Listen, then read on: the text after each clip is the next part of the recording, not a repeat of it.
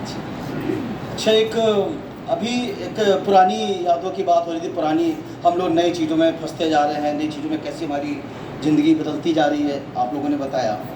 तो उस पर एक मैंने बिल्कुल नई रचना है ये हमारी, उसको मैं पढ़ना चाहूँगा।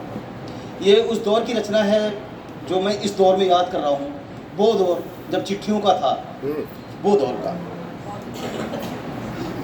आशीर्वाद चाहूँगा। चिट्ठियों का हर रोज इंतजार होता था, चिट्ठियों का हर रोज इंतजार होता था। मेरी है क्या कोई चिट्ठी, हर कोई पूछता था। उस दौर में जब मोबाइल इंटरनेट नहीं होता था, डाकिया मोहल्ले या गांव का सबसे सम्मानित व्यक्ति होता था। डाकिये के झोले में लोगों का विश्वास था, सुलझे अनसुलझे प्रश्नों का जवाब था। झोले में उसके एक पूरा संसार होता था, खुशियां होती थी, पर्व होता था, त्योहार होता था। अलग रूप, अलग रंग, अलग अलग सबके ढंग, अलग रूप, अलग रंग, अलग अलग सबके ढंग। ये चिट्ठियां किसकी हैं बताता था उसका रंग। डाकिये के हाथ से हमारे हाथों में आने तक पहले ही अनुमान हो जाता था। किसकी होगी नीली चिट्ठी, किसकी होगी नीली चिट्ठी, किसका होगा पीला खत। अंदाजे लगाए जाते थे, अनुमान हो जाता था।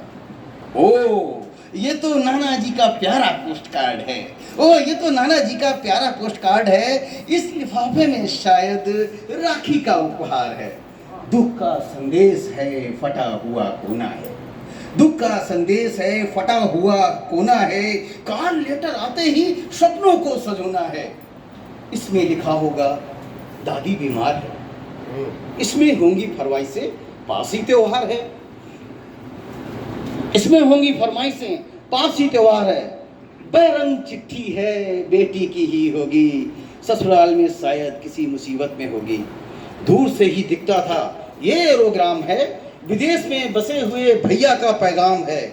छोटी सी पर्ची एक तार कहलाती थी, जिसे देख लोगों की जान निकल जाती थी, क्योंकि ये अक्सर गम के संदेशे ही लाती थी। अब गुलाबी लिफाफे का नंबर आ गया। गुलाबी लिफाफा है, भीनी सी गंध है, प्रीतम के प्यार का अनोखा ही ढंग है। छावनी की मुहर है, बॉर्डर से आई है, प्रीतम की पुत्र की भाई की परछाई है। छावनी की मोहर है, बॉर्डर से आई है, प्रीतम की पुत्र की भाई की परछाई है। अंतरदेशी तो सबसे ज्यादा कॉमन है, कोई भी भेज दे जिसका भी मन है। पहली तारीख को साइकिल की हर घंटी, पहली तारीख को साइकिल की हर घंटी, डाके की साइकिल की घंटी ही लगती थी उसी दिन, क्योंकि पेंशन मनी ऑर्डर से मिलती थी।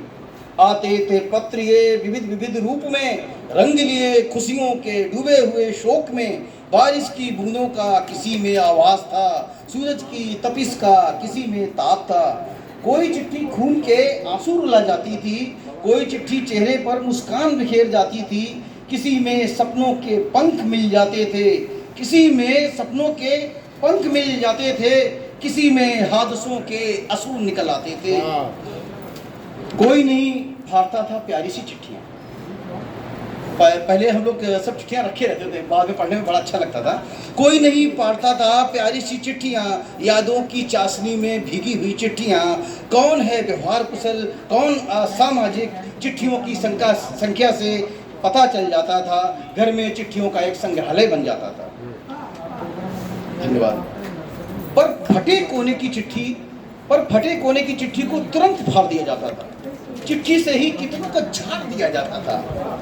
प्री की चिट्ठी बार बार पढ़ी जाती थी, बार बार हर बार अलग रंग की आभा ले आती थी। आँख की कोरे नम चेहरा सुर्ख कर जाती थी, आँख की कोरे नम चेहरा सुर्ख कर जाती थी। पर आज मोबाइल ने ये सुख हमसे छीन लिया। प्यारे उन एहसासों का इस पीढ़ी ने कहाँ अनुभव किया। संवेदनाओं, सुख दुखों का, सुख चैन दोस्तों का सिर्फ इमोजी है, सिर्फ छलावा है। उन चिट्ठियों का दौर तभी भी आज भी ताज़ा है, आज भी याद आता है।